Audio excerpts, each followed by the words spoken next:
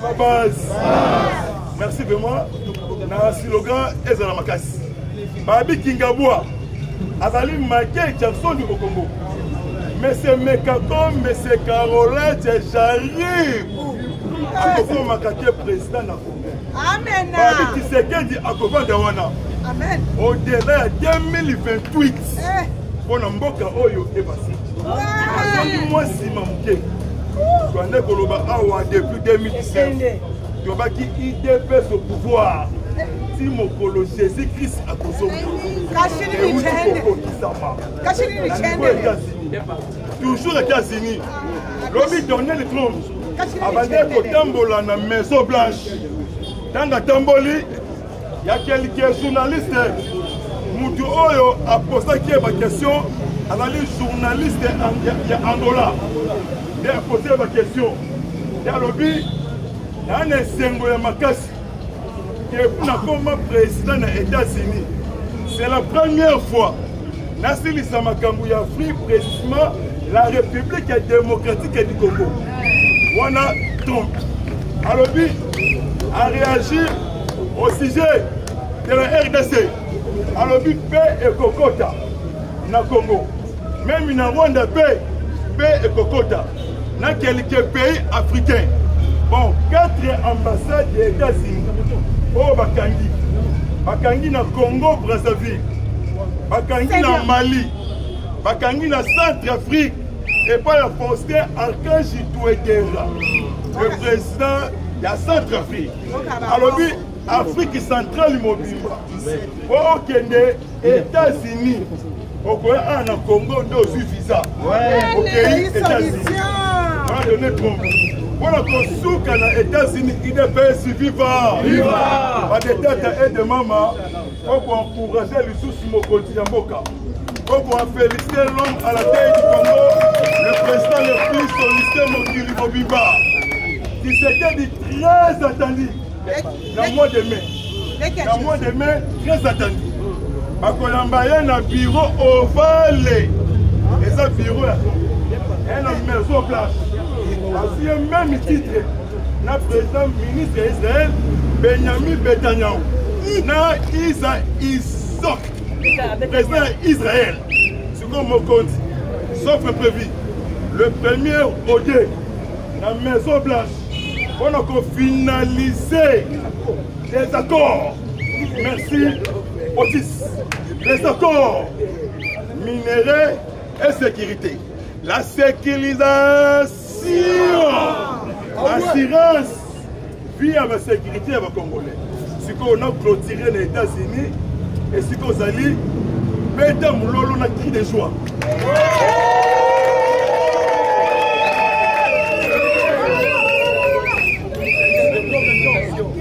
Après accord de principe, et puis le deux ministres des Affaires étrangères, il y a eu son maman Thérèse Akaïkwamba Wagner surnommée Maman Poutine de l'Afrique. Diplomate de carrière. Olivier Ndungi Jure. La présence, il y a Marco Rubio, secrétaire d'État américain. Les trois pays, signature et déclaration. Lobby Massa du Boulos, émissaire Yatron. Lobby a présenté déclaration, il y a comme principe, il y a RDC. Après ça, on a Olivier Ndungi Jure. Massa du Boulos Azali Koseka. Alors, il y a un moutopi de l'Afrique. Il y a un message. Ceux qui ont besoin de Kakayo, ceux qui ont besoin de Kakayo, maintenant, on conseille soit. Ce que l'objet va clôturer. Vous voyez que Rwanda, M23, avant les 2 mai, Abima la Solia Congo. M23, Abima sans condition. Il y a un pays d'origine. Les sénateurs américains, les démocrates, les républicains, les limbé tout mon corps. Les Okali, les trop c'est trop. Voyez comme Kagame, à Sakanana, États-Unis. Alors, Rwanda doit quitter la RDC. Retrait M23. Troisième, poursuite judiciaire contre les auteurs des crimes génocide, crime contre l'humanité et crime contre des guerres. Moi, le États-Unis, bon, deuxième point, il y a des écoles, après pour participer à l'obsèque, il n'y a pas François. Dans Rome, parce qu'il y a une première rang, dans la ligne à Liboso. Derrière moi, on a Zelensky. Derrière moi, on a Isaac Herzog, président Israël. Mais Banguer Sosas, Lorenzo, Ataki Bango na Kingabo ya Vatican.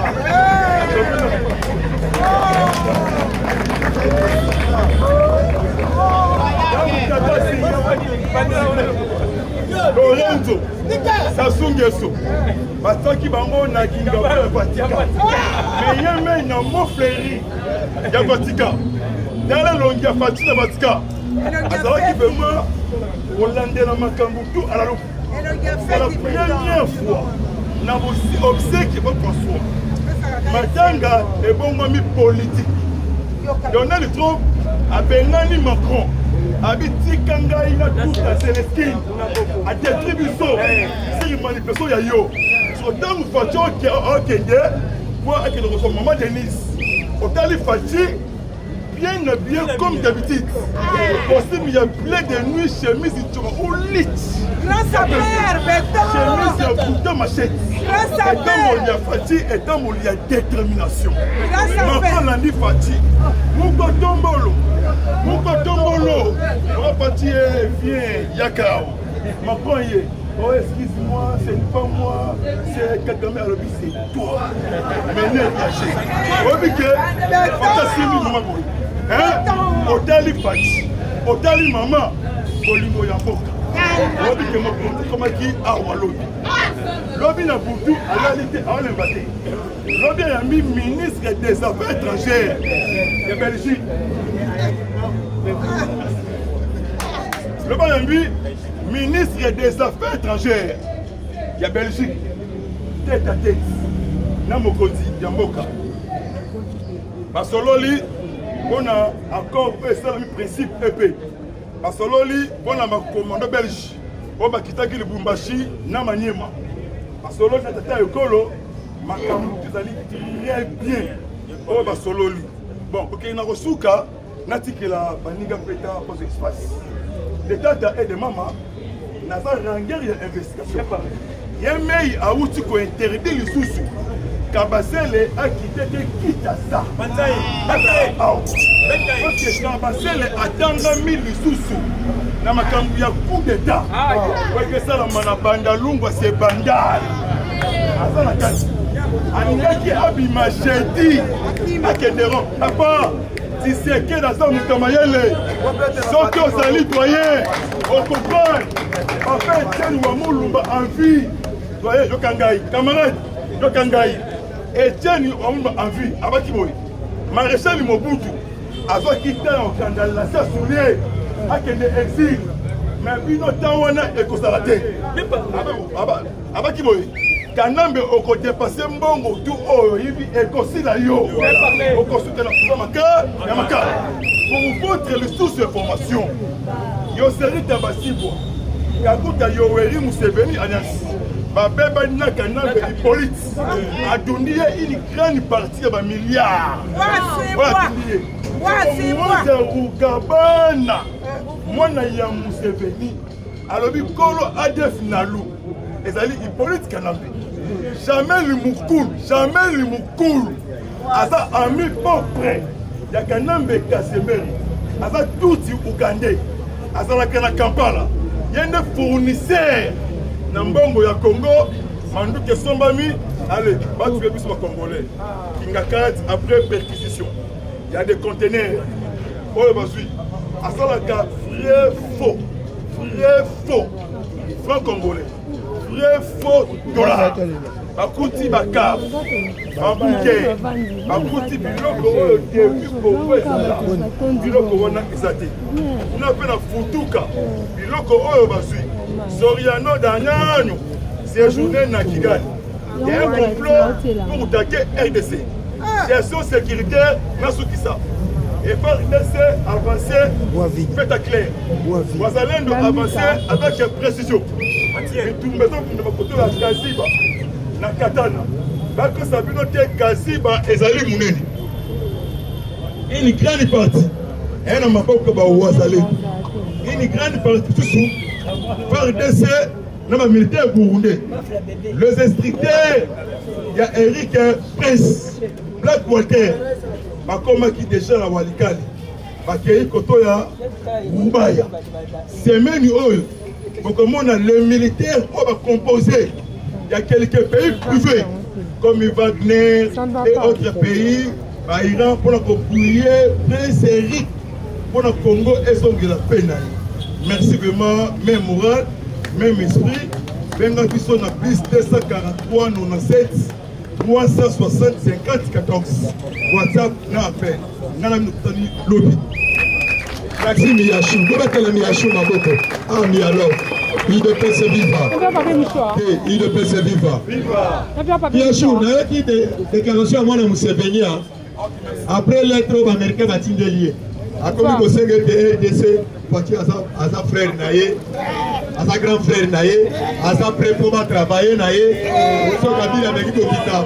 À qui tu na aucun naïe ou dans les besoins aucun naïe. Le bi bâtir un soba bâtir, à tel soba bâtir bon ça les la biso. Balamba bali atogoya. Au matin de l'île n'a quoi qui ça. Olivada. Encore ça Olivada. Oui, Otis. Merci. Vous mettez la présence Otis Maboko. Vous mettez le Maboko combattant. IDP c'est vivant. Les parlementaires debout. Les parlementaires debout. Les parlementaires debout. Allez, Fatitoua. Fatitoua. Fatitoua. Vous mettez la présidente Félix Maboko. Lobby est à Maman Mora Benga Kingaï. D'abord, Maman on a rendre hommage et pas y a ma communicateur Nyos sur la nouvelle génération. Attendez ma président Dieu merci. Attendez ma président Olivada, Amiyake. Attendez ma président Poul. À Lobby, vous êtes des héros. Maman Wana. À Lobby, vous salez Obino au Salaki. Vous Salaki Mibal. Au Salaki face parce que aux Salaki n'a qu'un aux Salaki peu médiatique. On était au four et au moulin. Nous avons accompagné les commandants suprêmes. Et puis nous avons commandé nous Salandengenini et Salemaki. On est comme un Congolais de père et de mère. Congolais, c'est qu'il faut y avoir d'abord Mokanayo, la RDC. Tu vas voir qu'il y a des Congolais inconscients. Moko ebate karangoto kabola Congo. Monde oyo bosomona la terre, la terre. Il est passé vivant. D'abord la terre. La terre, nous avons la voie, galaxie n'a vu sa voie lactée, parce que nous avons plusieurs galaxies. La terre contient 195 pays.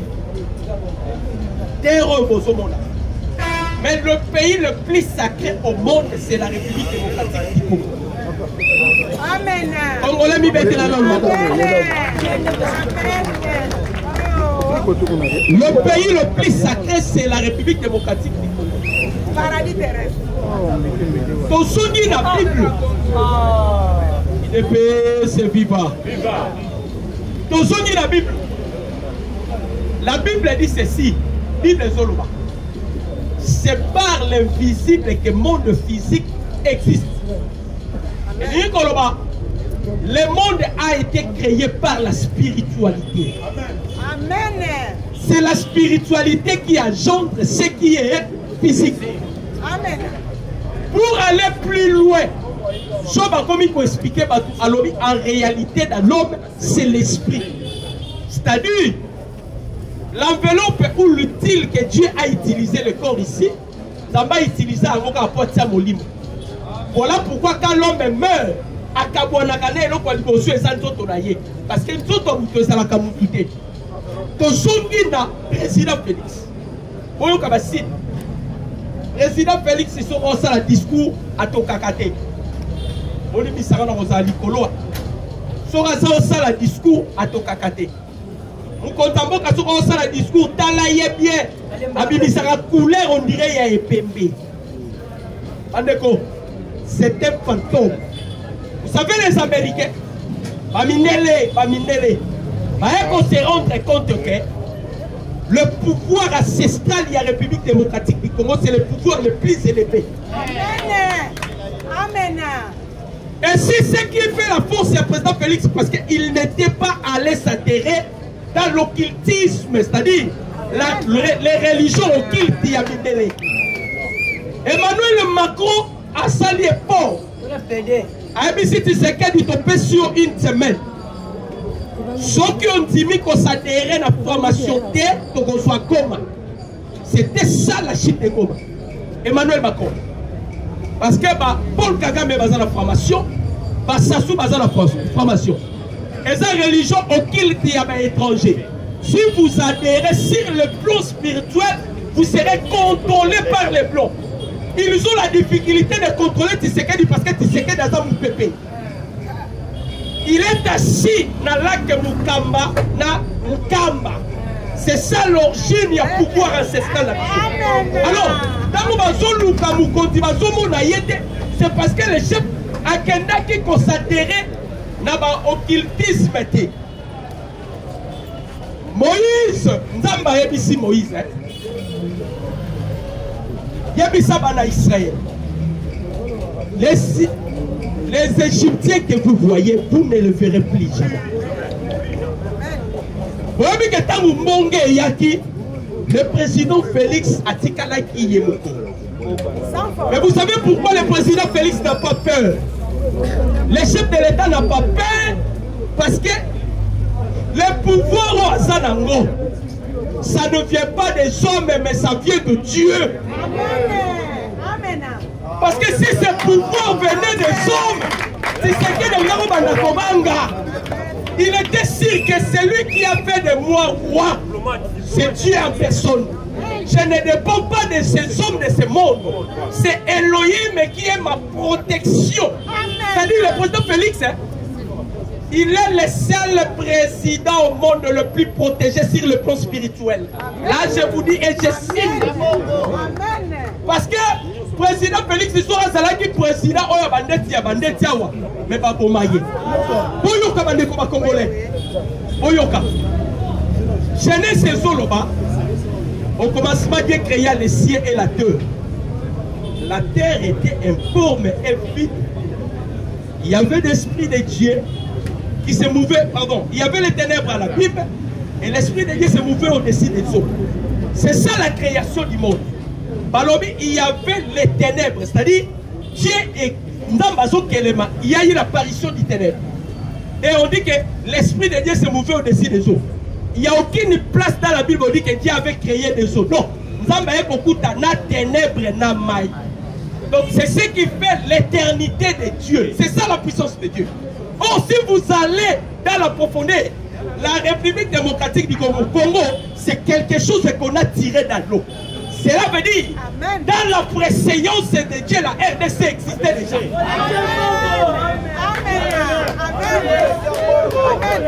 Il est percé vivant. Voilà maman. Voilà maman. Allô bas. Là ça coule. Mission de Soba.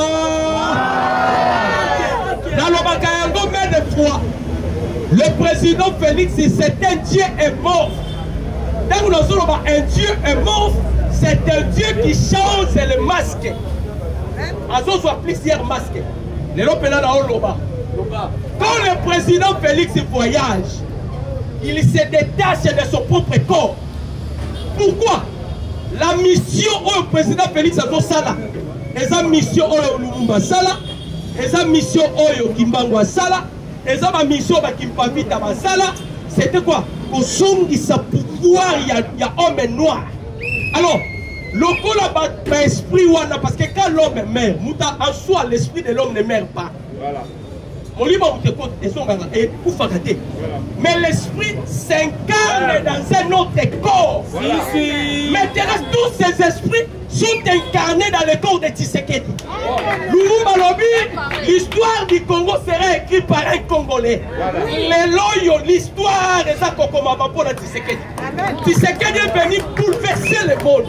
D'accord. Mundela instauraki le système de néocolonialisme de 1884 à 1885. Tshisekedi, de son premier mandat, il est venu renverser le système de néocolonialisme. L'homme le plus puissant dans ce monde, c'est le président Tshisekedi. A bouleversé calcul, il y a Donald Trump. Trump a l'objet, je dois travailler avec Tshisekedi. Vous savez pourquoi? La RDC est le coffre-fort du monde. Quand tu détiens la RDC, tu dirigeras le monde. Les Américains se rendent compte. Ceux qui ont écarté le Congo devant la Chine, tu peux exister. Nous devons associer le Congo. Parce que ceux qui ont associé le Congo, tu peux mater la Chine. C'est l'eau. Les Russes, ils ont attaqué la ligne. Quand ils ont attaqué, ils ont attaqué la terre. Ils ont attaqué Mireille à Chine. Ils ont attaqué la fleuve Congo. C'est-à-dire, sur le plan spirituel, il n'y a que deux pays qui existent. La Chine et la RDC. Mais nous, c'est le pays le plus prophétique au monde. Parce que nous avons été visités par les trois grands prophètes majeurs. Oui. Parmi les prophètes Bakoufa, les seuls prophètes à Koufa, c'est Simon qui m'a dit. Et cet esprit-là s'est incarné dans toute la Tshisekedi. C'est vivant. Bande comme Congolais. Moukontambo Kaye. Aebisibiso. Bientôt là, je vais déboulonner le système Kabila. Batoubatali 18 à Kabila. Batoubatali force à Kabila. Ils oublient que quand le président Félix avait accédé à la magistrature suprême, dès son premier mandature, a suivi un peuple congolais, mais il sont les martyrs. À quel constat la prière mi-balé? Il y a liboso à 50 pardon pour la prédécesseur. Il y a mi-balé et je ne suis pas digne de diriger le Congo. Elohim descend pour diriger le Congo. La divinité a quitté le ciel. La divinité s'incarne dans le corps de Tshisekedi. Parce que la Bible dit, Dieu honore ce qu'il honore. Donc quand Tshisekedi a honoré Nzambé, Dieu a décidé de laisser le ciel. Ayeko Kitakovanda dans toute Tshisekedi. La minute où nous allons vivre accomplissement et prophétie. Il y a le livre Esaïe. Esaïe 18. Le pays coupé par le fleuve. Océan de peuple de l'Éthiopie. On parle de la République démocratique.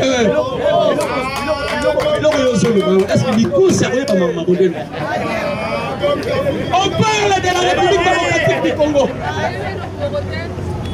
Joseph Kabila te promettait qui est.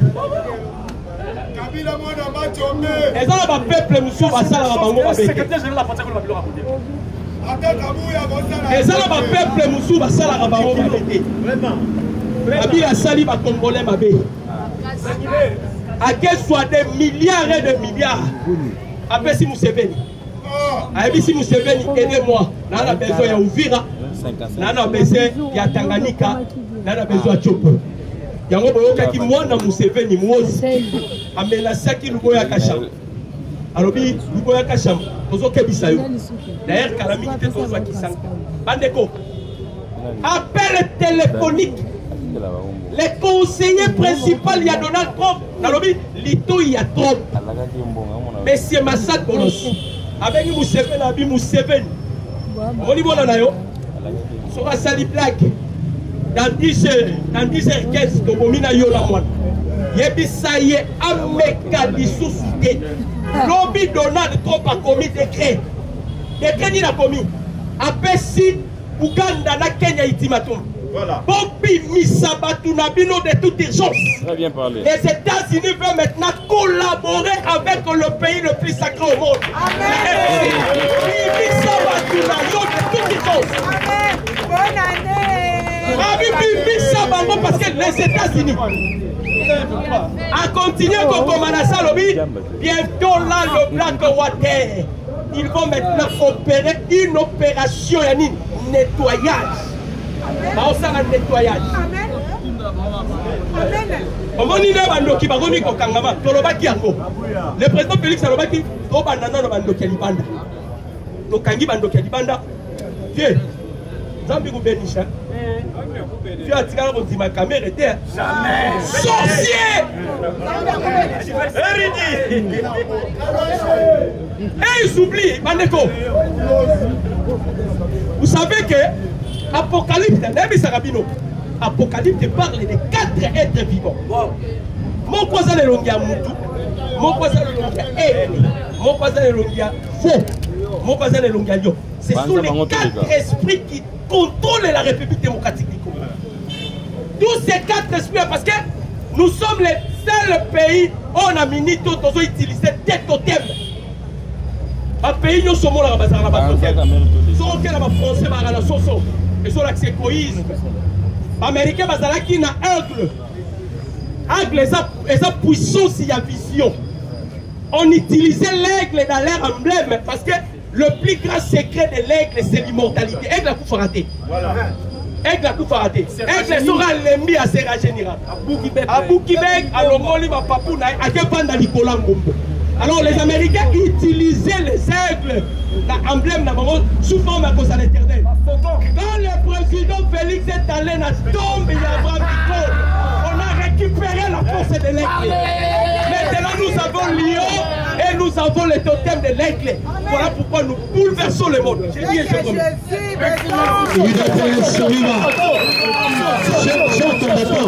Chers combattants, au moins on a même lignée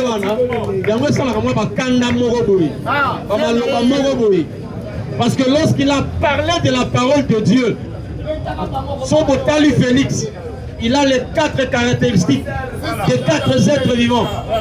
Parce qu'il y a l'aigle, il y a l'homme, il y a le veau, il y a quoi? Le lion. Le lion, c'est la royauté, le pouvoir. L'homme, c'est la caboche, l'intelligence. L'aigle, c'est la vision de loin à percevoir. Et Yasuka, c'est le veau, la docilité. Lorsqu'il est entré, you maman, oui.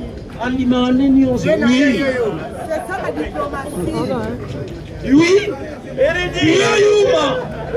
mais l'élo, Asa grand Yankee, il devait se vivre. Je te salue le garant de la nation. Je salue la première dame et je salue la conseillère du chef, Johanna. Sauf Kabouya. Sauf Kabouya, sauf Kamer. Sauf tous. Je salue mon président Kassa. Je salue mon frère Olivier. Je salue mon papa et tous les combattants de PES. Bonjour à tous. Je me suis habitué à Batibat Taxaranga. J'aime ça. Et quand vous me taxez, c'est aussi ça votre imbécilité. Lorsque vous me dites que vous avez fait pourquoi vous avez fait parce que Jésus vous aussi avait un Syrien. Même un renard. Chers combattants, lorsqu'on a des maniaques dans notre pays, il ne faut pas gober tout. Nous avons au pays des maniaques. Des maniaques qui ne sont pas des Congolais purs. Parce qu'il y a qu'on troubler politique n'a plus sur Moka. Et tous sont des incirconcis et des étrangers. Qui vous dit que Kabouya est Congolais? Bon, est-ce qu'il faut ça débauchage?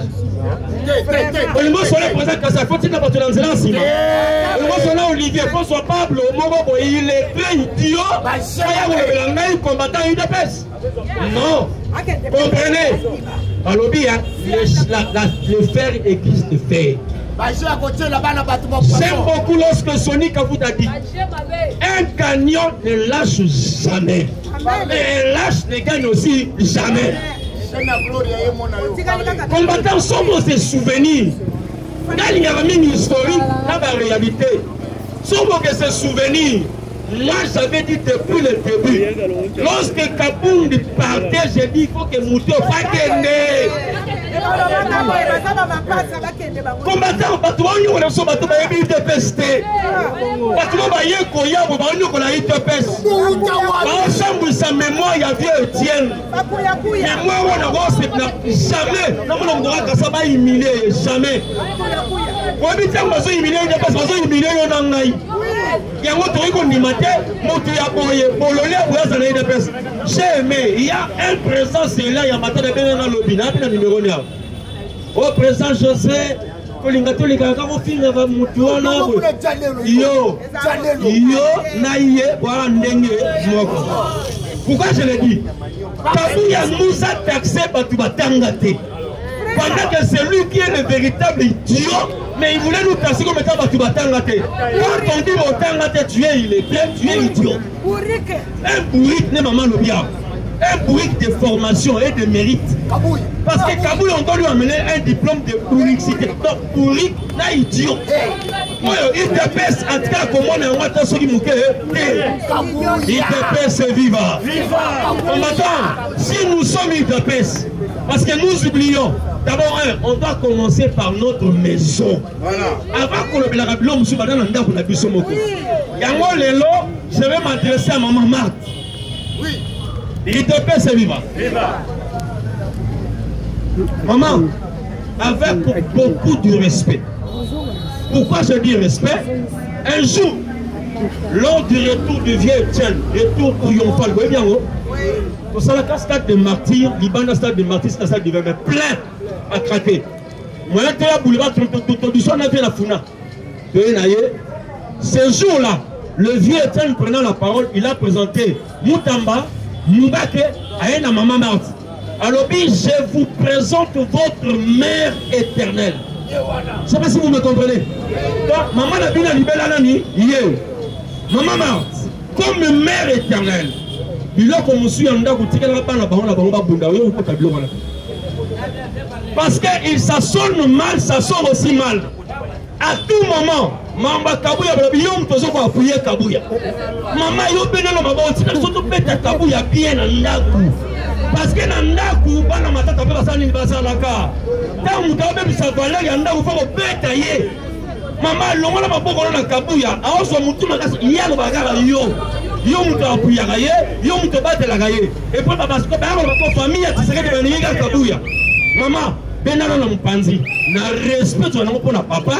Na respect ya yo moko parce qu'à tout moment papa nous présenter alors parce que yo le gros ça maman la biso pe ban yo kapé mungongo ya ban babi ban obeta pe mungongo bakolo basali ni babina tika Kabouya to s'occuper na ye normalement et nettement parce que Kabouya ayo sa yo non soni ayo son ban na yo soni ayo se président Félix soni pour éviter que niveau intellectualiste Kabouya nous a humiliés. Nous dit ma caméra va s'arrêter dans le parlement. A évité Bandawapi, à Soukawa, à Olobanine, même quand il dépasse à éviter, même les statuts il dépasse à éviter monter. Un monsieur comme ça, vous voulez qu'il puisse diriger les non. Combattant, sont besoin de mise au monde. Voilà ma théorie Royo. Bon, moi, il y a la consultation. Maître Mbata Bengana.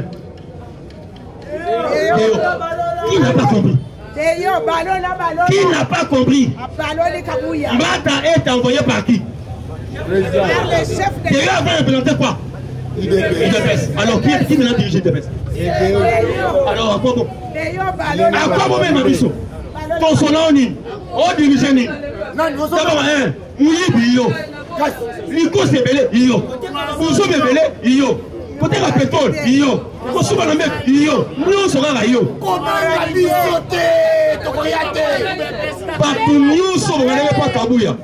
Pour ça, bah, exclu du parti. Donc, on a bien que na akaso akabe. Asa no no. On dit ça comme personne. Pour on a bien nous parce que c'est incompréhensible. Un monsieur qui connaît bien les partis, vous devez suivre un maigrichon.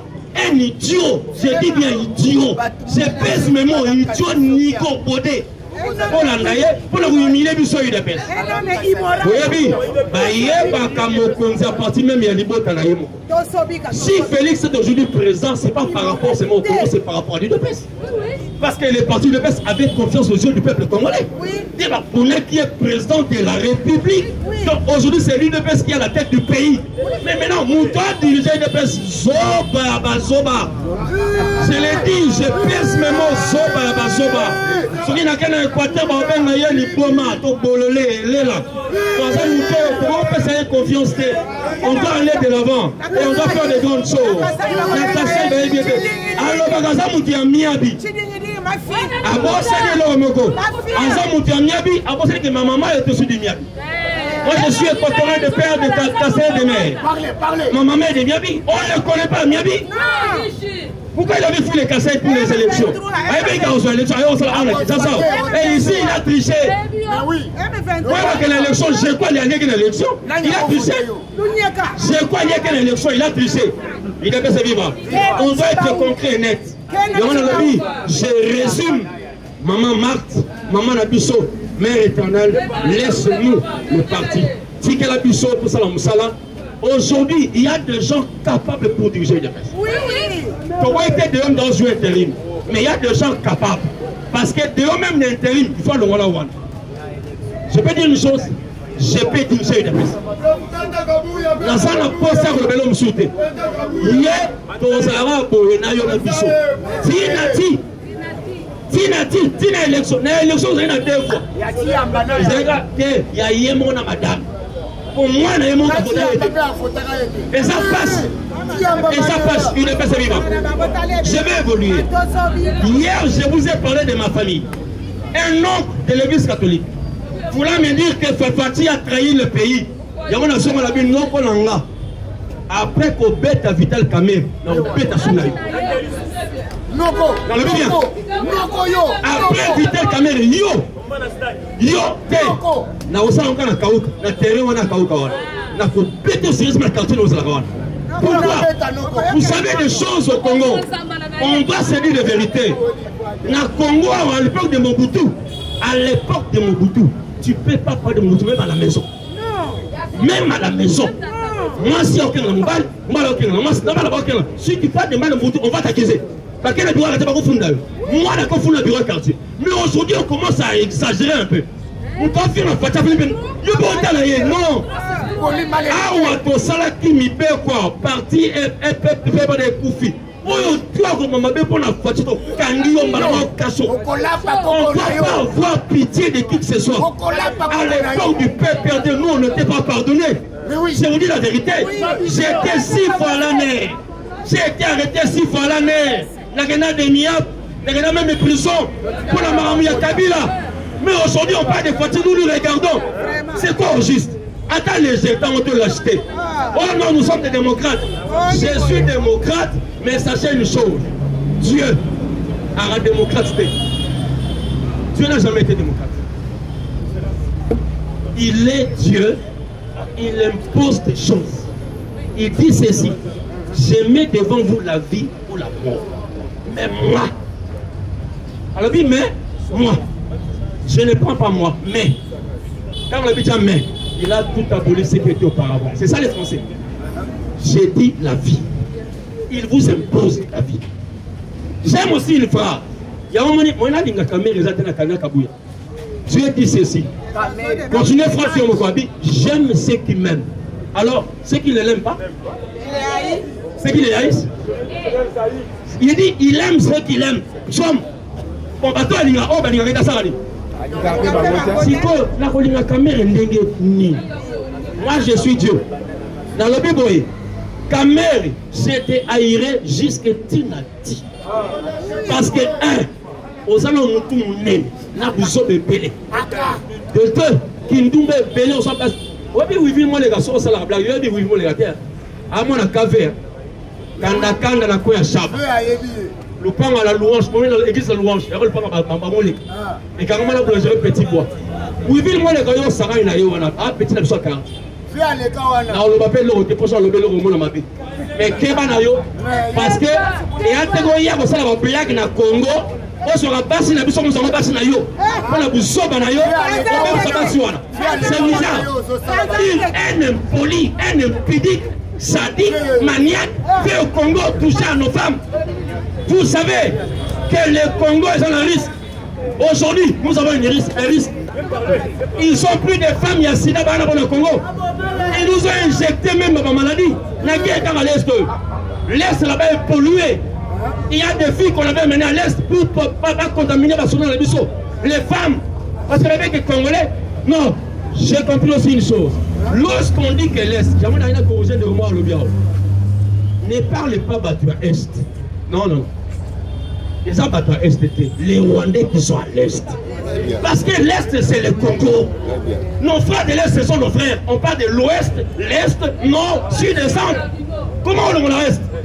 Nos frères de l'Est sont des Congolais. Mais ce sont des infiltrés rwandais là-bas qui sèment des troubles. Il y a un qui récupérer un bon canabiso. Il y a un qui Fati. Sont récupérés par territoire Nyos. Président Félix, par rapport à la toiture, Yosuka na frontière. C'est qu'il a besoin de ça pour dire, Yosuka, le coup la président, c'est qu'il a besoin de Wazalim, le coup d'Atina Rwanda. Donc on soit Nyos. Ce qui est au Solana Rwanda, on a qui maman Wagner. Alors, il Solana Rwanda non pas pour négocier le territoire. Non! Ton côté là, ceux qui s'y m'a mis sur la bien. Mais ton son Rwanda, n'a plus d'être ton son Rwanda. Na Rwanda sur table, on tient pas nombre. Si au Congo il y avait 18 millions de morts, on doit tuer 18 millions de Rwandais et puis on négocie. Pas légal. Parce qu'on n'a pas légal. Il y a les gâtés, on a les gâtés. Mais le Rwanda, pour son nom, c'est un petit pays. Il te fait vivre. C'est un petit pays. Ça la valeur de l'Ibosso na Yonanga. Et ton animateur sur la valeur à part égale. J'aime beaucoup ce que monsieur Gropalobi. Oui, la négoce avec les États-Unis, c'est à part égale. Aujourd'hui, on parle de win-win. Est-ce que vous avez compris? Win-win. Est-ce que vous avez l'idée? 50, 50, 50.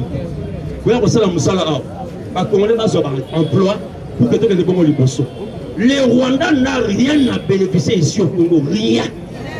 Lobby, j'ai écrit, dans le site Mouria Belgique, j'ai dit, on va encore appeler le roi belge. On lui posera des questions comme des Congolais. 2004, 2023, 2024, le roi belge Philippe a dit ceci. 1885, même avant, le Rwanda n'existait pas. Alors, à quoi bon? Les Rwandais savent une chose, que Bissola Bango pourrait coopérer. Il appelle ça vivant. Oui, Fati, Azali, politicien, Azapé diplomate. Mais Fati n'a pas joué le rôle de deux volets, deux ailes, non. Il a joué les deux ailes, mais il a mis aussi la tête. Il appelle ça vivant. Il y a la politique, la diplomatie, mais aussi le droit. Il est écrit, il est aussi écrit. C'est Jésus. Et comment ma paix? C'est pour cela que je vais voter pour le droit. Tout ce qui a été écrit doit être même mis en application. Oui, comment ma? Pour que le territoire na biso, nous on va récupérer nos choses. Les Rwandais n'ont rien à sous-sol na Rwanda. Ça on a chance pour voyager. Il a fait. Moi avec papa on a fait. On a voyagé dans ma voyage au pays. Je connais bien la partie Est. Parce que je dis aussi, ma grand-mère était Mwenga. Quand on dit Mwenga, c'est l'Est. Territoire à Mwenga. Ma Kambolobi présent. Parce qu'on livre au Kota. L'Ikambouya Sida. On s'en a tellement attention. J'aimerais qu'il puisse avoir un dépistage à l'Est. Qu'on puisse traiter nos frères et sœurs là-bas. Parce que le sida a été transmis dans le corps. Vous vu que les blancs aussi un style. Si on va attaquer, il y a une épidémie. Il y a une épidémie, une pandémie. Après, il y a un vaccin. Il n'y a pas de vaccin pour l'épidémie. C'est leur truc. Ils veulent l'argent. Donc, ça sert à blanc. Il y a Ben Laden. Avant qu'on puisse l'atteindre, on a taxé l'homme. Je vais m'atteler ici pour la sécurité. Hier, dans l'Embe, il y avait un scandale. Combattant. Je pose la question, où est le ministre de l'Intérieur? Où est le gouverneur de la ville? Wapi commandant à la ville? Wapi commandant à district? Dans l'Emba, une opération de 30 minutes pour la Roïba dans shop. 30 minutes. 30. Pas neutraliser dans l'Emba. 30 minutes pour la Roïba. Mais où était la police? Papa, on sait la lecture, hein? 30 minutes. Vous voyez, aux États-Unis, dans Texas, il y avait coupure, il y a courant 5 minutes. Et après 5 minutes, il va dans la boutique, il va bouger le retour. Jusqu'à 30 minutes. Une demi-heure. C'est que Dieu a fait au ciel pour chercher qui pouvait envoyer. Mais aujourd'hui au Congo on le fait. Jacquemaine, c'est à toi de nous dire, commandant de la ville, gouverneur de la ville, Osani, commandant de la ville, Osani, commandant de Osani, Tokutana, Chikumbuji. Caméra, c'est là maintenant, c'est là au pédé. Nous sommes à présent Olivier. Présent Olivier, nous sommes toujours clôturés par les mains. Nous sommes Olivier Malobessa Panayo. Entamé. Mettez ma bonne casse, mettez ma bonne casse, mettez ma bonne casse. Je vais le mettre dans la caméra. Il te fait ses livres. Nous sommes le ministre de la jeunesse à Sawati. Dieu merci à Sawati. Dieu merci. En tant que ministre, futur ministre de la jeunesse, je vais te le faire mon bon bagage. C'est viva. Ayoki déjà auto bengi ba solution. Parce que là il a ba de comme Suliban na moi réunion. On a gagné la nano ba de ko. O ke de ko se lié pas mais pas Kabuya. Kabuya a ko ça la bino le ko côté. O to ko mona o ça ba ko tailler ba ko ba tebele. Ali ga gouverner bima a récupérer moi nuance. Il y a beaucoup de sacrifices pour être à ma solo. Et ça, on a compris.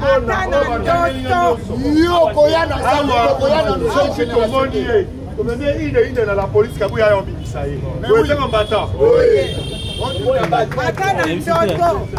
Chers combattants, bonjour à tous. Bonjour Ezaya Kolema.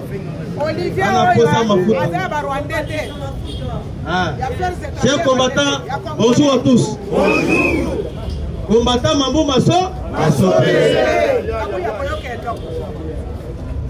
Je pense que vous voyez pourquoi M. Vital Kamé a signé dans le nouveau gouvernement de la cohésion nationale APC, ministère des Affaires étrangères.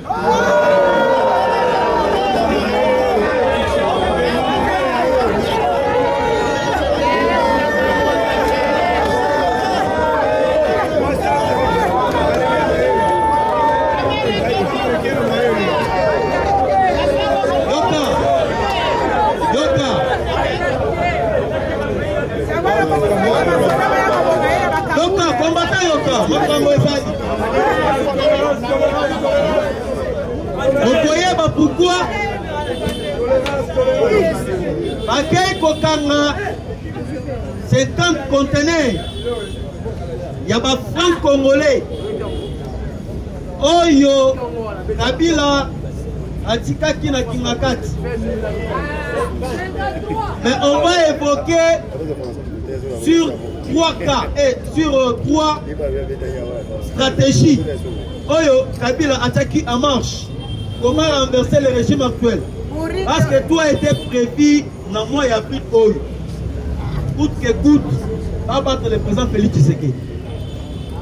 Et on a quoi faire? Sur les 3 plans. Tout ça qui n'a plan économique, tout ça qui n'a plan sécuritaire, autre plan de déstabilisation, et tout ça qui n'a plan plan politique. Actuellement, M. Wakaningi di King, M. Vital Kamé, Razali qui a même à faire état étranger. Je parle aussi combattant. Nazana Posa Oyoka. Nazana Posa qui est aussi Nikanan, parce que ce qu'on dit, c'est-à-dire au père de Oyo, Oyoka out. Yamutuya et Sali Pesa di Toyi Oyoka. Actuellement, le plan était total. Selon le renseignement, il y a États-Unis au Tobengi. Sa carte, il y a déstabilisation, carte, il y a plan, il y a France, carte, il y a Kakame, Nakakuta Museveni, c'est les États-Unis avant qu'il y ait un coup d'État, ils ont fait quoi? Balinga qui va accélérer le plan dans le mois d'avril. Dans le mois d'avril, il faut d'abord affaiblir la population congolaise. Pour affaiblir la population congolaise, na bazone oyo bango ba ciblé. En commençant par Grand Katanga. Lorsque je vous parle au Grand Katanga, nous voyons Lubumbashi, Tanganyika, na Kolosi. Voire même Kisangani, Bandundu, na Kasai Oriental. Selon stratégie oyo bango batiaki en place. Basalaki na stratégie ya kobwaka ba franc congolais. Batia yango epai na bango bakambiste, ba brader. Et lorsque ba brader na bango bakobanda kozwa bongo wana, ba matisi to ya dollar. Lorsque to ya dollar ekobanda komata, et comme 100 dollars est égal à 500 000. Lorsque 100 dollars est comme 500 000, le peuple congolais a banni le chef de l'État. Et lorsque vous fragilisez le peuple, vous avez une rébellion calmement, sans inquiétude. Il y a un qui actuellement, mes chers amis, mes chers compatriotes congolais, na kingakati kuna lorsque vous avez Kota, na kingakati, va découvrir 50 conteneurs. Lorsque va tourner déchets ya kingakati, va sengi ba document ya ba conteneur oyo euta esika euta ki et nani azaki commanditaire ya oyo to bengi kosenga ba conteneur euta di banda na loba na minute oyo lorsque va sengi ba directeur général oyo azali kotala zone ya kingakati mobimba bobo sanate webike na kingakati bangeza. Donc, qui veut moi je vous informe. Kingakati est allé dans 300 hectares, 3000 hectares. 3000 hectares est allé à Ouattara. 3000 hectares est allé un état dans un autre état. Na Kingakati kuna, c'est là que nous allons macadamiser. Baté pena baba cordon, et ça c'est là. Tandis que Kabila a 18 ans dans ce pays. À ta route, mon côté, à Salamon à Kinshasa. À ta route, mon côté, à Salamon, toute l'étendue de la République démocratique du Congo. Mais le nom Félix Tshisekedi de pouvoir pendant 6 ans.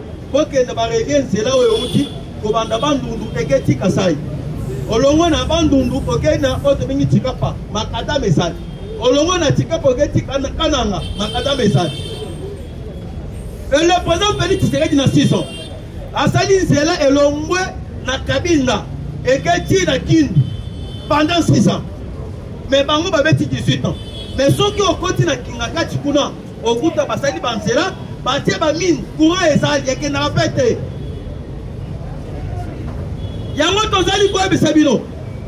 Lorsque batu ya sécurité bakita ki na Kingakati, babani ko contrôler. Bakei na contrôle bakuti presque 6 dépôts ya armement. 6 dépôts ya armement. Bakouti, oh, tu as 7 dépôts, il y a la munition de guerre. Objectif, normalement, c'est la Kini. Kingakati, c'est la qui zone, oh, tu as une zone centrale. Oh, ils ont ravitaillé par pays frontalier et par province frontalier. Ils ont ravitaillé Congo central. Ils ont ravitaillé Bandou. Mais si vous avez la Kibino du Solo, il y a 2 tunnels. Des tunnels, c'est là qu'on va découvrir dans le cas de Kingakati. Tunnel, c'est là qui est la direction, il y a Congo-Brazzaville. Congo-Brazzaville, pourquoi? Parce que lorsque vous allez à Koyoka, avion rwandais, et ça qui atterrir dans Congo-Brazzaville, et pendant qu'il y a des munitions. Au France, ça va couper ça va il y a des munitions de guerre, l'élection va partir à tunnel à partir de Congo-Brazzaville. Si vous poussez dans le côté de Kingakati, vous allez à la mission, vous allez à Congo-Brazzaville dans Makolo. Ce qui est bien. Donc, et bango va profiter qui va sala qui va tunnel pour que papa na communisa va munition de guerre et contre na Kingakati. Ne boyoka qui va sali approvisionnement. Il y a ma munition de guerre. Avec cet objectif, papa na pour attaquer à partir de Congo central, papa na pour attaquer à partir de Bandundu. Vous comprenez? Oui. Et na minute oyo.